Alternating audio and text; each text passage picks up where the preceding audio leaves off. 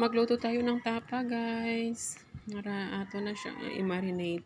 I-marinate ko lang siya sa chop nga garlic, oyster sauce, kag soy sauce.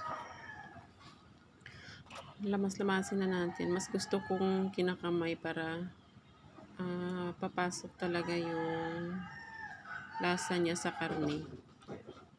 Wala kasi akong gloves. Hindi pa ako nakabili.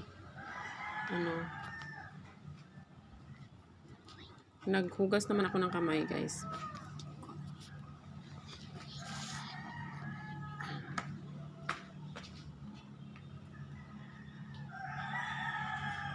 Ibabad natin muna to, guys, bago natin siya lutuin para mas masarap.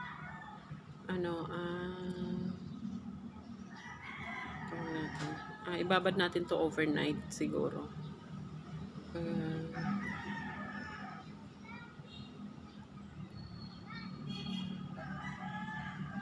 Kinabukasan, ayan na, gisa style ang ginawa ko, guys, para siya lumambot. Palambutin kasi natin tong karne. Kasi ang iba, piniprito nila agad. So, ayoko nang piniprito kasi matigas. Lalo na pag lumamig yung karne, mas titigas yung karne.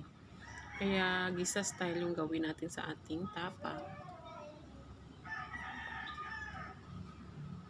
Pag marinate nito, guys, tansyahan lang yung soy sauce, oyster sauce, kaya nang bahala, tansya-tansya lang. At saka kung maalat pa, pwede naman kayo magdagdag ng asin or gusto ko sanang magdagdag ng beef cubes, pero okay na to siya. Okay na sa akin yung lasa niya.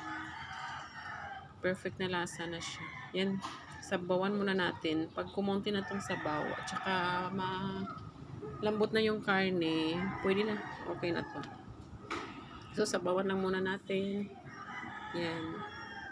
Tapos,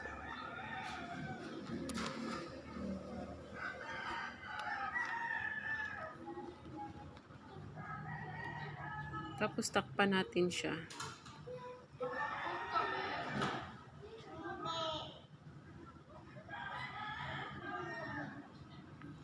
Takpan muna natin. Ayun, kumulo na siya, guys. Ayun, konti na lang yung sabaw niya. At saka malambot na rin yung karne. Kaya, pa-dry muna talaga natin yung sauce niya. Kasi hanggang sa maubos yung sabaw. Ayan. Ayan. Ayan. Ayan. Malapit na maluto ang ating tapa. Beef tapa.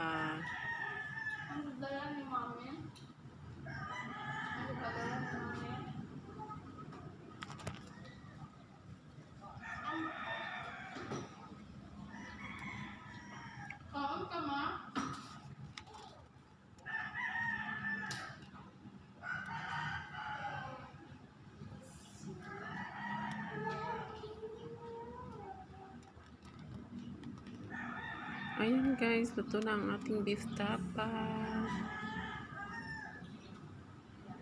Hanguin na natin at kain na tayo.